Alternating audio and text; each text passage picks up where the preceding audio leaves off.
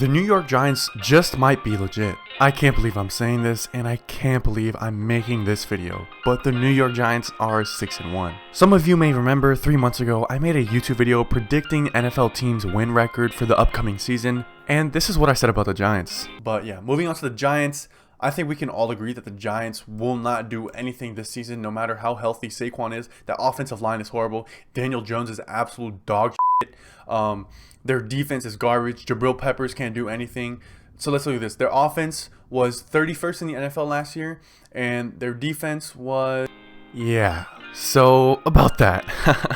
The Giants also have one of the easiest schedules in the NFL, so it kind of makes sense that they're 6-1. But nonetheless, I'm the type of person that will admit that I'm wrong, and so far, I'm not wrong, but I will be wrong in the end, so I'm just gonna admit that I'm wrong. I put the Giants in a 4-7 win category, and they are already at 6 wins, so if the Giants somehow go 1-9 in their next 10 games, I'm throwing a party. But I highly doubt that will happen.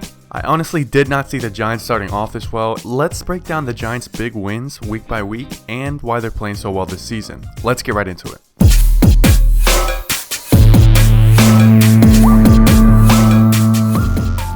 Now, just looking at their schedule at first glance, there's only one win that you would say is a good win, and that's the Baltimore Ravens game.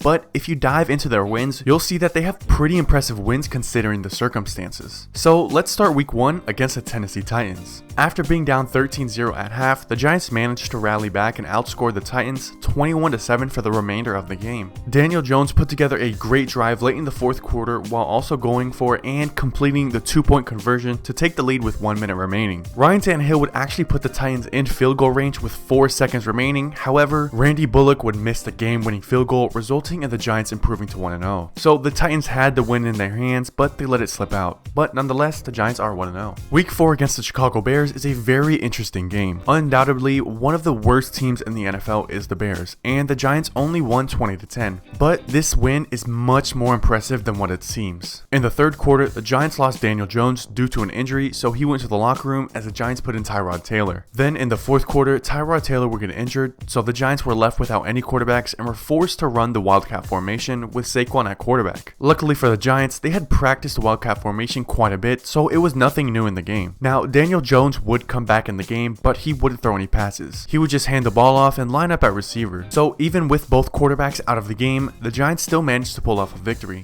Impressive in my opinion. Week 5 against the Green Bay Packers was definitely one of the more shocking wins that the Giants have. After the Packers were up 17-3, the Giants would rally back and win the game, outscoring the Packers 24-3 the rest of the game. The Giants did give up a safety, but it was intentional, so I won't count that against the Packers' points. The second half was the main story of this game. The Giants would score 17 points in the second half as the Packers would punt twice and would go for it on 4th down in the red zone, turning the ball over on downs. The Packers got unlucky as both passes on 3rd and 4th down would get batted down at the line of scrimmage, not even giving the Packers receivers a chance to catch the ball. Putting up a season-high 27 points and beating Aaron Rodgers in comeback fashion is the Giants' biggest win yet. Then week 6 against Lamar Jackson and the Baltimore Ravens, the Giants did the impossible once again. After being down 20-10 with 14 minutes to go in the fourth quarter, Daniel Jones would lead a 12-play, 75-yard drive in 7 minutes to cut the deficit to 3 points. Then with 3 minutes to go in the game, Lamar Jackson would throw an interception,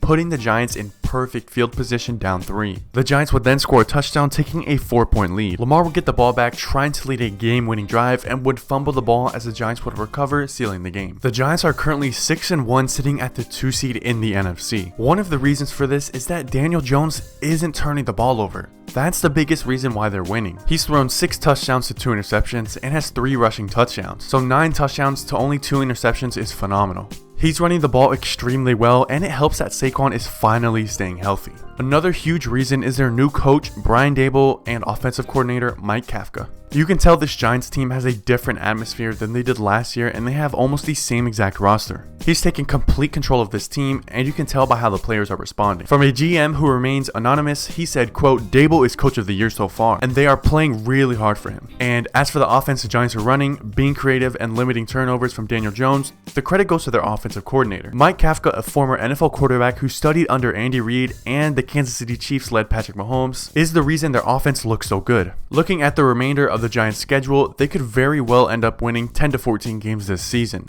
but we will have to wait and see. Hopefully you all enjoyed this video. Let me know what you think in the comments below, and I will talk to you all next video.